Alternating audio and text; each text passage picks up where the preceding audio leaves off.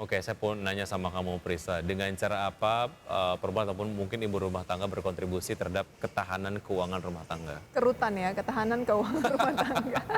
Banyak Wiki, Apa misalnya? misalnya mencari side job kalau memang bagi yang senang bekerja gitu ya, maksudnya Aha, bekerja di luar aktivitas rumah tangga. oke. Hemat, melarang suami melakukan gym atau hobi-hobi lainnya yang dianggap udah direm dulu gitu. Jadi ketahanannya berupa penghematan, bisa itu masuk Arisan akal. mungkin ya, Iya. salah satu apa ya, strategi nabung juga kan itu. Oke, nah bicara mengenai apa yang kemudian bisa dilakukan untuk memaksimalkan pemberdayaan perempuan terhadap pertumbuhan ekonomi. Nah ini kita sudah tersambung, tentu saja kita akan membahas mengenai bangun startup dari kekuatan komunitas perempuan.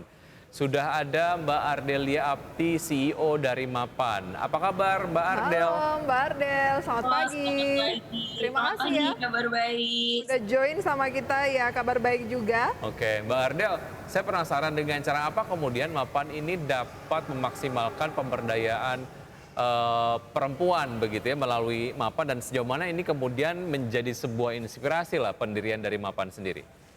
Iya, baik. Terima kasih lagi ya waktunya untuk hari ini. Jadi ceritanya Mapan itu didirikan di tahun 2009 dengan mengobservasi bahwa sebenarnya layanan dalam bentuk layanan-layanan keuangan dan juga layanan-layanan commerce gitu ya untuk pembelanjaan yang sifatnya online dan diantar. Dulu di tahun 2009 itu aksesnya masih sangat terbatas terutama untuk mid to low income communities dan juga masyarakat yang tinggalnya di pedesaan bukan di kota besar.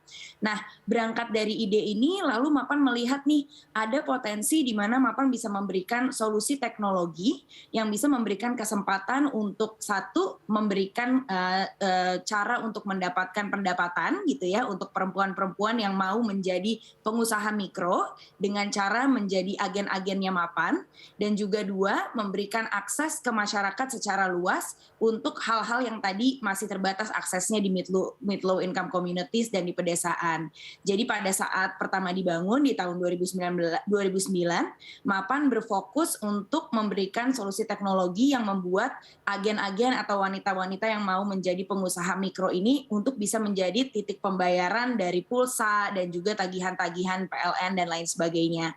Pertama dimulai dari situ, dengan menjadikan perempuan-perempuan ini titik-titik pembayaran, maka untuk masyarakat luas yang ada di desa yang mungkin tadinya pembayarannya masih harus pergi ke kota dan lain sebagainya, juga mendapatkan akses pembayaran layanan yang lebih mudah gitu ya dari agen-agennya Mapan. Oke. Lalu bertumbuhlah Mapan ke tahun 2015 di mana Mapan melakukan introduction pengenalan produk baru yaitu Mapan Arisan. Jadi di sini Mapan Arisan masih sama memberikan kesempatan untuk mendapatkan pendapatan untuk perempuan-perempuan yang mau menjadi micro entrepreneur gitu ya sebagai agen kami atau reseller kami, dan juga akses untuk masyarakat luas yang mau menabung supaya dia bisa membeli barang-barang yang diaspirasikan gitu ya. Contohnya misalnya lemari, kulkas dan lain sebagainya yang mungkin mereka tidak bisa beli langsung di depan, tapi kita memberikan solusi arisan ini supaya mereka bisa berkumpul dan juga menabung bersama gitu ya. Nah, aspek komunitas di sini juga penting karena arisan itu kan terdiri dari 5 sampai 10 orang. Kenapa? Karena dengan mekanisme arisan ini mereka menabungnya jadi bareng gitu ya, menyemangati satu sama lain supaya disiplin satu sama lain biar arisannya itu bisa selesai bareng-bareng semuanya gitu dan semuanya bisa mendapatkan barang yang mereka aspirasikan. Jadi gitu sih di mana Mapan melihat kesempatan untuk memberikan solusi kepada wanita-wanita yang mau menjadi pengusaha mikro gitu ya atau reseller atau penjual layanan pembayaran, dan juga memberikan akses ke masyarakat luas yang ada di mid low income communities dan juga di pedesaan untuk mendapatkan akses yang lebih dekat terhadap layanan kami lewat agen-agen Ini kami. kalau saya lihat platform side hustle lah ya, Mapan ini untuk wanita-wanita yang ada di Indonesia supaya kemudian mendapatkan penghasilan tambahan dan ini berkontribusi terhadap ketahanan keuangan rumah tangga dan juga berkontribusi terhadap konsumsi yang berkontribusi juga terhadap pertumbuhan ekonomi. Oke, saya jadi lihat garis merahnya Mbak Ardelia. Betul, Baik. dan juga sebenarnya Oke. tidak hanya penghasilan tambahan sih, karena mungkin anggota-anggota kami, agen-agen kami sekarang banyak yang penghasilannya sudah di atas UMR gitu. Jadi Wow. bisa jadi penghasilan utama juga nih Oke, gitu. oke, Oh, oke, oke. menarik gitu ya. Daripada saya mencari side job Wiki ya, saya mungkin akan gabung saja di Mapan. Tadi bisa untuk pembayaran pulsa gitu ya, kemudian juga arisan dan sebagainya.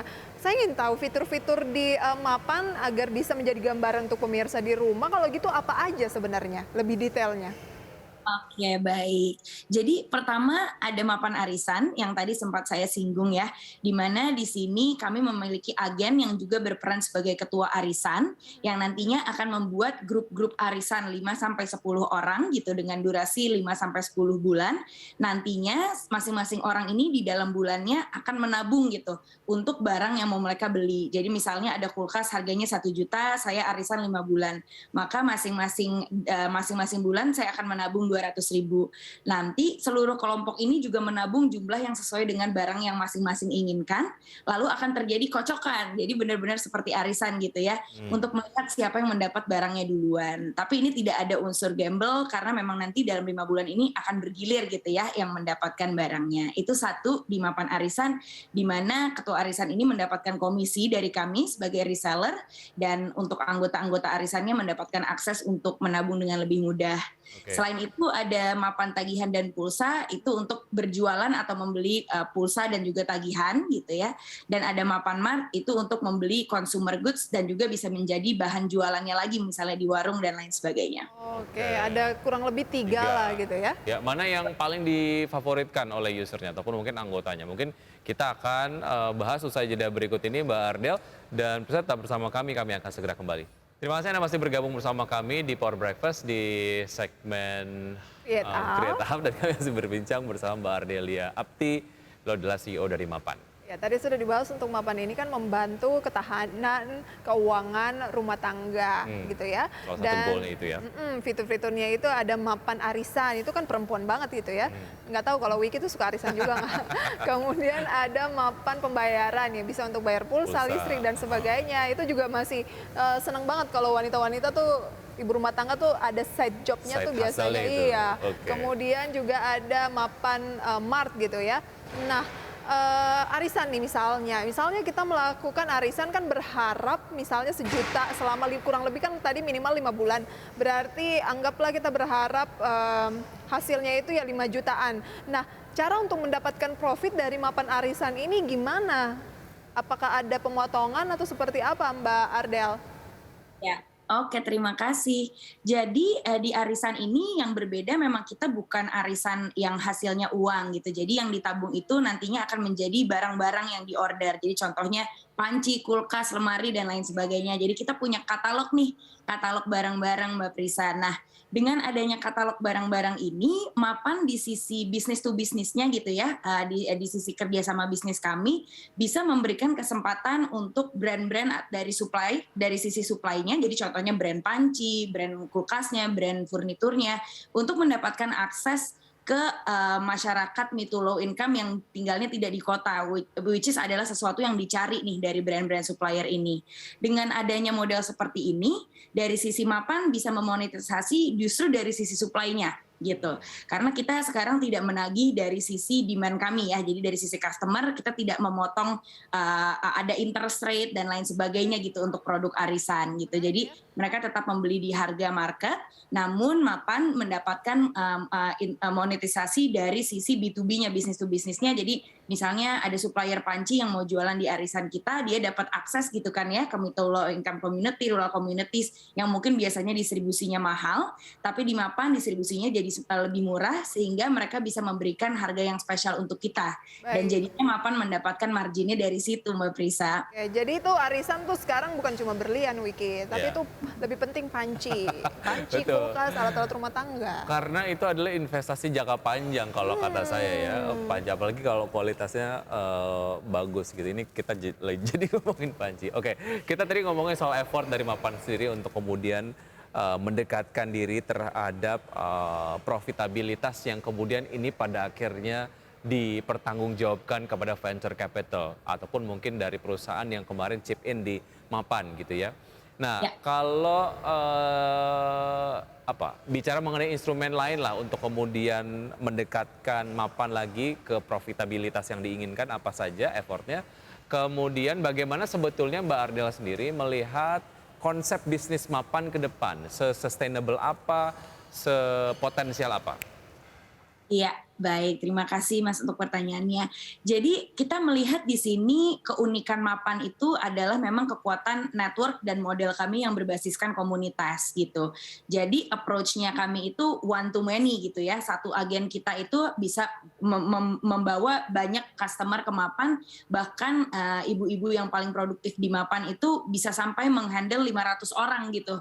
Jadi dengan approach one to many ini, dari sisi investor kami melihat ini adalah kesempatan untuk growth eksponensial gitu dari komunitas mid to low income community yang mungkin sekarang belum banyak terakses gitu.